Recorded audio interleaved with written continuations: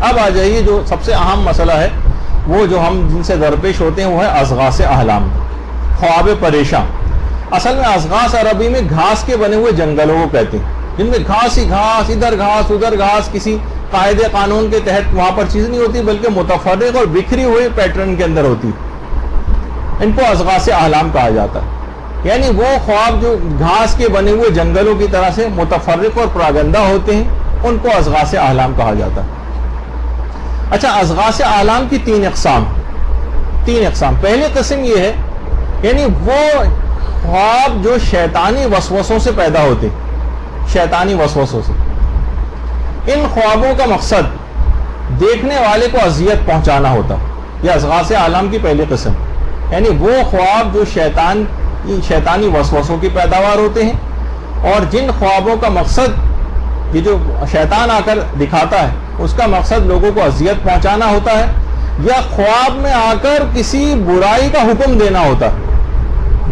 آپ تو خیر سب اس وقت ماشاءاللہ پیدا بھی بہت ساری نہیں ہوئی تھیں، اور کچھ تو بہت ہی چھوٹی ہوں گی اس موقع پر۔ آج سے تقریباً 20-25 سال پہلے قائد اعظم کے مزار پر ایک شخص نے آ کر اپنے بیٹے کو ذبح کر دیا تھا، اخبارات میں بہت مشہور ہوا تھا یہ واقعہ۔ اس نے کہا کہ مجھے خواب میں آ کر قائد اعظم نے حکم دیا ہے کہ میں اپنے بیٹے کو ذبح کر دوں۔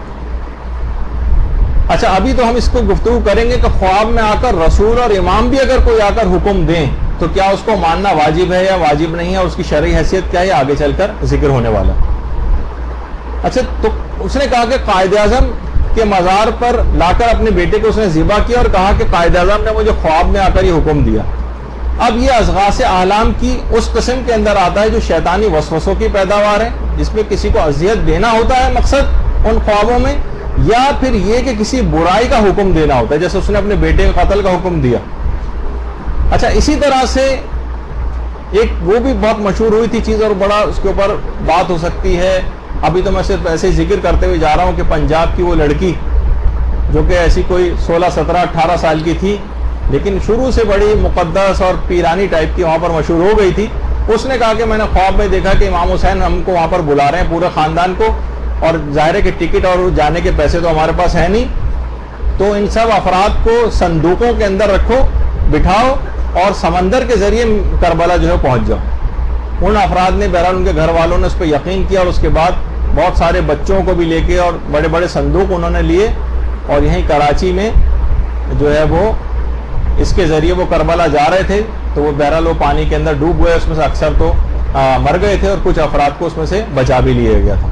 تو کبھی بھی تو ابھی ہم اس پہ آگے چل کر گفتگو کریں گے کہ کیا اس قسم کے خوابوں میں اگر کوئی حکم دیا جاتا ہے تو ان کو عمل کرنے کی شرعی جو ہے وہ آپ کی ذمہ داری کیا ہے، لیکن ایسا کوئی بھی چیز کہ کوئی جا کر خودکشی کر لے، کسی کو قتل کر دے یا اس طرح کی چیز، یعنی یہ شیطانی وسوسوں کی طرح سے یہ چیزیں ہوتی۔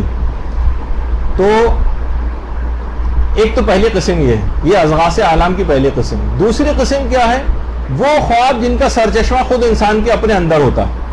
مثلا کسی سے آپ نے دل میں کینہ محسوس کر رہی ہیں، آپ خواب میں دیکھ رہی ہیں آپ کسی کے ساتھ لڑ رہی ہیں، کسی کو مار رہی ہیں، کسی کو قتل کر رہی ہیں، اور اس سے عمومی زندگی میں ہماری چپل قش چلتی رہتی، جن کا سرچشمہ خود انسان کے اپنے اندر ہوتا۔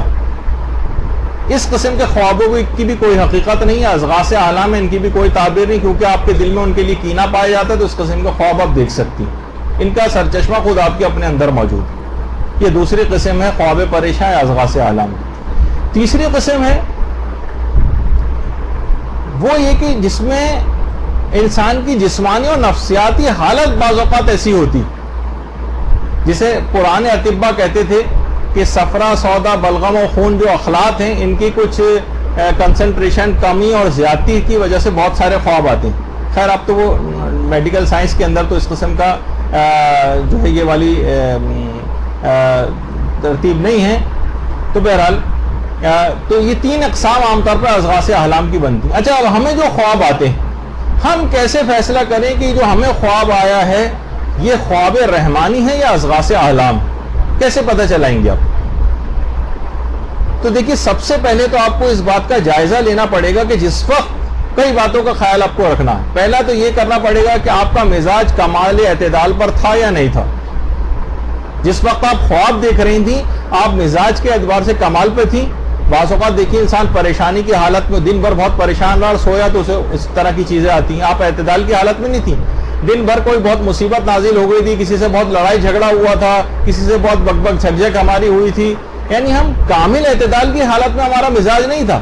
اب اگر اس طرح کی کوئی حالت تھی کہ مزاج ہمارا کمال اعتدال پر نہیں تھا, تو ہمیں جو خواب آ رہے ہیں اب یہ اضغاث احلام ہے, یہ فیصلہ ہو جائے گا. لیکن پہلے آپ کو یہ چیز دیکھنی کہ آپ کا مزاج کمال اعتدال پر تھا یا نہیں تھا. دوسری بات آپ کو یہ دیکھنی پڑے گی اس بات کے فیصلے کے لیے خواب رحمانی ہے اضغاث احلام ہے, کہ آپ دن میں اس بات کے متعلق زیادہ سوچ بچار تو نہیں کرتی رہی. دن میں بہت کسی چیز کے متعلق آپ سوچتی رہی ہوں بار بار, پھر خواب میں اس متعلق کوئی بات آ جائے, اس کی زیادہ اہمیت نہیں, اس کی زیادہ اہمیت نہیں. مثلا میرے ساتھ ہوتا ہے, بہت سی پرسنل باتیں بھی آپ سے شیئر کرتا ہوں. مجھے خواب میں اکثر اپنے استاد محترم مولانا صادق حسن صاحب قبلہ بہت آتے ہیں, اس وجہ سے کہ میں دن بھر میں اکثر و بیشتر ان کی تقریریں لگا کر سنتا رہتا ہوں. تو دن میں ہر وقت کیونکہ بار بار ان کی آواز کانوں میں گونجتی رہتی ہے, اس وجہ سے خواب میں ان کے آ جانا کوئی ایسی بات نہیں, یعنی کوئی ایسی اس کے اندر کہ میں بہت سیریس ہو جاؤں اس معاملے کو لوں, کیونکہ میں ہر وقت سنتا رہتا ہوں. اس وجہ سے جو چیز ہر وقت کان میں پڑتی رہے, جو ہر وقت آپ چیزیں دیکھتی رہیں, اس کے اندر پھر اگر وہ چیز خواب میں آ جائے تو اس کی زیادہ اس لحاظ سے حقیقت نہیں ہوتی. اچھا, اسی طریقے سے پھر یہ دیکھا جائے گا تیسری چیز کہ خواب میں کسی برائی کی ترغیب یا کسی نیکی کو چھوڑنے کی ترغیب تو نہیں دلائی جا رہی. یہ آپ کو دیکھنا پڑے گا خواب میں, کہ اگر کبھی ایسا ہو رہا ہے کہ آپ کو اس طرح کی کسی چیز کی ترغیب خواب کے اندر دلائی جا رہی ہے, تو پھر اس خواب کو اضغاث احلام سمجھا جائے گا. لیکن اگر ان میں سے کوئی بھی بات نہ ہو, یہ جو تینوں باتیں ذکر ہوئی ان میں سے کوئی بات نہیں, آپ کا مزاج بھی کمال اعتدال پر تھا, کسی نیکی کو چھوڑنے کی وہ ترغیب بھی نہیں دلائی گئی, اس چیز کے متعلق آپ زیادہ سوچ بچار بھی نہیں کرتی رہی ہیں, تو پھر وہ اضغاث احلام نہیں ہے, وہ خواب رحمانی ہے. لیکن اس کی تعبیر اور تشریح کے لیے اقوال معصومین اور قرآنی آیات سے جو ہے وہ رجوع کرنا چاہیے, جس کی تفصیل ابھی آگے چل کر آ رہی. اس کے علاوہ ایک اور چیز کہ سونے سے پہلے جب بھی بہت زیادہ اس بات کی تاکید آئی کہ انسان وضو کر کے سوئے. علماء کے طریقہ کار میں بھی ہم دیکھتے ہیں کہ چاہے سفر ہو, چاہے کوئی پریشانی ہو, کچھ ہو, یعنی اکثر تجدید وضو کرتے ہیں. تو خاص طور پر سوتے وقت بھی انسان کو کوشش کرنی چاہیے, کیونکہ وہ افراد کہ جو سونے سے پہلے عام طور پر وضو نہیں کرتے یا سونے سے پہلے کچھ اذکار جو ہے وہ تلاوت نہیں کرتے, جن کا بھی آگے چل کر تذکر آئے گا, ان کو بھی اضغاث احلام یا برے برے خواب آتے ہیں. جو وضو کر کے نہیں سوتا, شیاطین کی ذرا آمد و رفت وہاں پر بڑھ جاتی, اور جو وضو کر کے سوتا ہے تو پھر ملائکہ کا نزول ہونے لگتا ہے, خواب بھی اچھے آتے ہیں اور حقیقت سے بھرپور خواب آتے ہیں.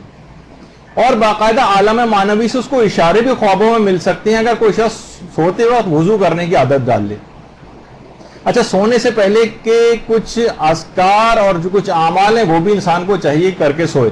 خاص طور پر تبرکاً ایک چیز جو کہ آپ سب لوگوں کے علم میں ہے لیکن ذکر کر دیتا ہوں, جو پیغمبر اسلام نے شہزادی کونین سلام اللہ علیہ کو تعلیم کی ہے.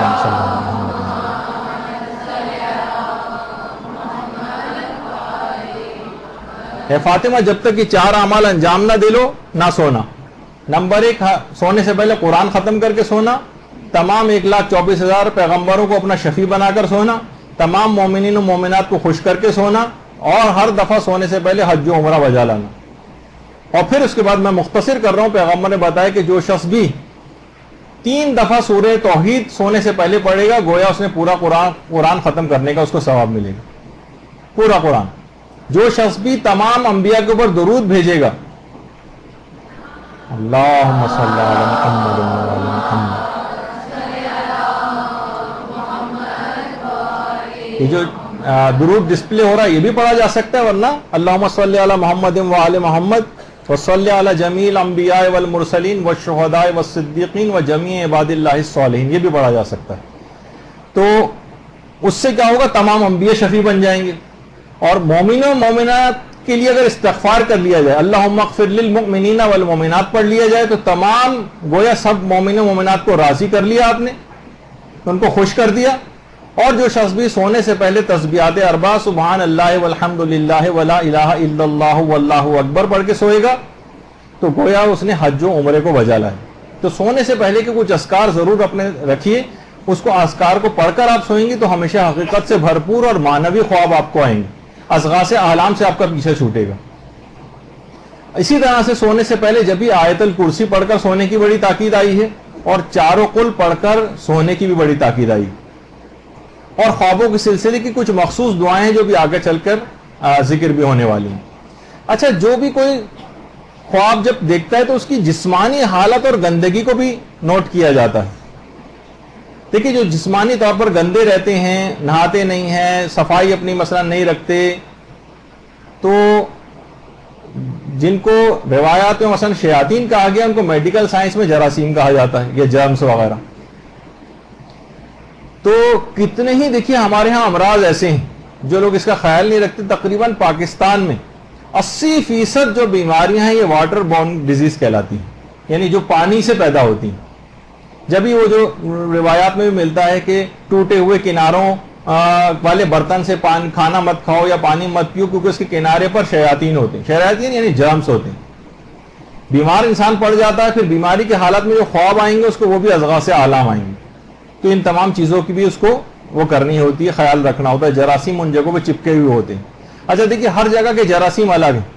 زمین کے جراثیم الگ ہیں، فضا یعنی شیاطین، زمین کے شیاطین الگ ہیں، فضا کے شیاطین الگ ہیں، جیسے ابھی ذکر ہوا، پانی کے الگ ہیں، مٹی کے الگ ہیں، آگ کے الگ ہیں۔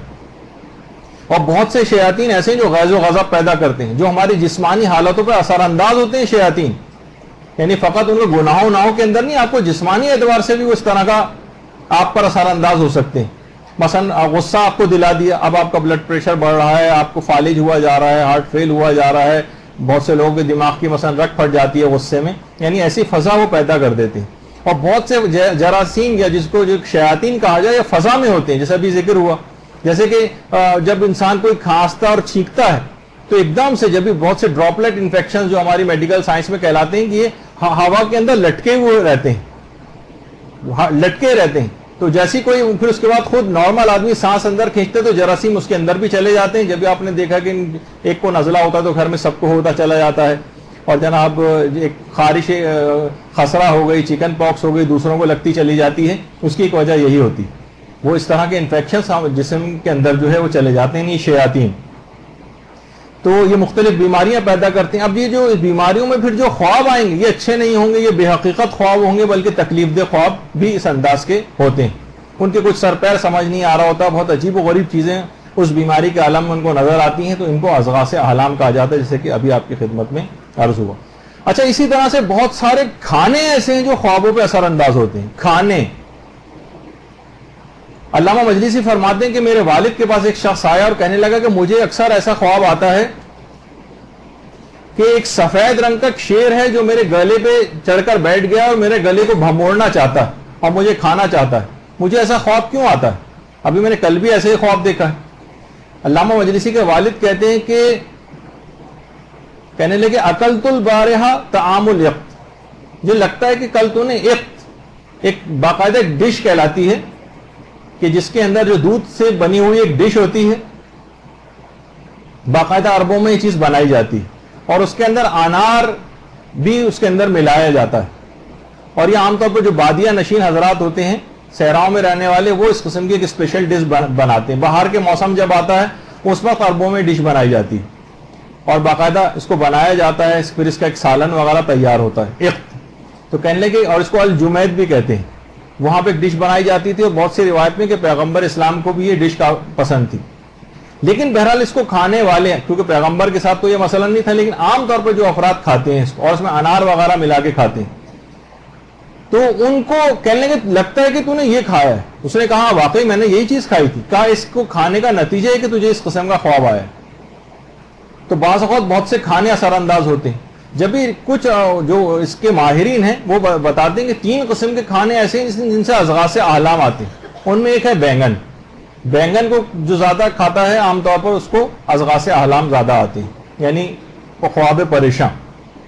اسی طریقے سے دالوں میں مسور کی دال، چاہے وہ کالی مسور کی ہو یا جو لال مسور ہوتی ہے یہ ہو، اس کو کھانے سے بھی اضغاث احلام آتے ہیں۔ اور تیسرا وہ کھانے کی چیز کہ نمک ملا ہوا گوشت، جس کو ہنٹر بیف وغیرہ کہا جاتا ہے، اس کو کھانے والے کو بھی اضغاث احلام آتے ہیں۔